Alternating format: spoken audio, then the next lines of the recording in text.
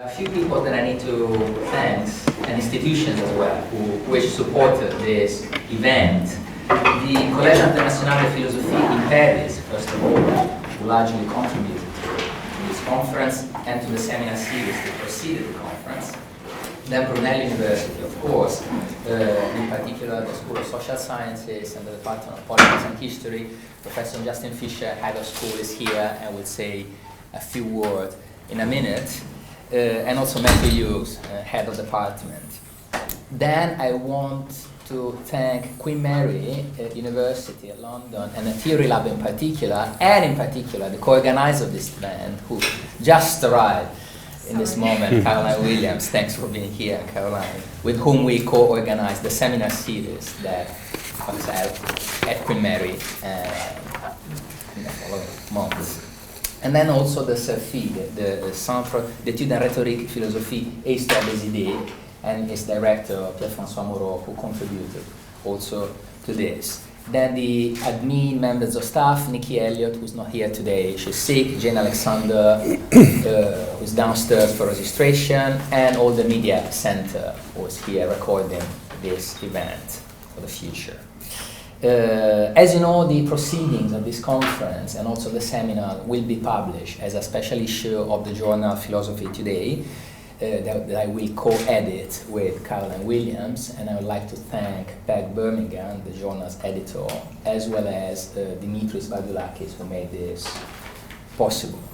And as you remember, the speaker, we would like to have the final version of your paper in English, if you take part into the issue, by September the 30th.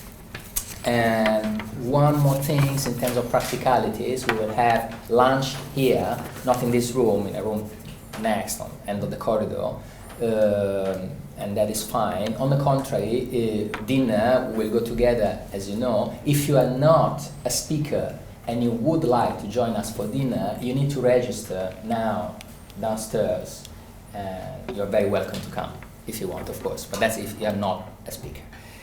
And now again, head of school Justin Fisher was kind enough to come and say a few words. Well, thank you, Fillipo. And just a few words for me to welcome everybody. I'm delighted to see so many people from around the world, and I hope you have a fantastic day. I always, as you know, this period of time is sort of conference season, and people send out invitations either in the autumn or early in the year, and we generally accept.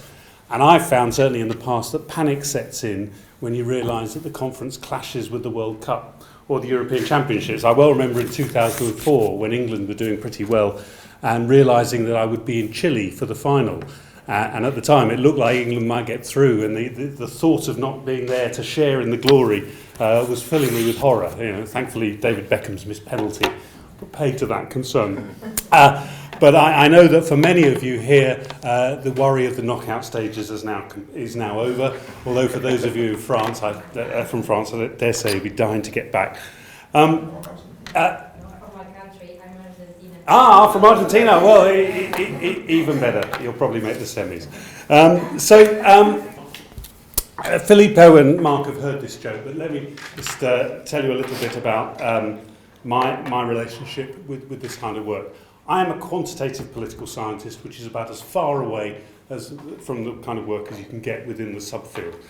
And the genesis of my move into quantitative political science was my second year as an undergraduate, when I had to write an essay on Machiavelli's discourses.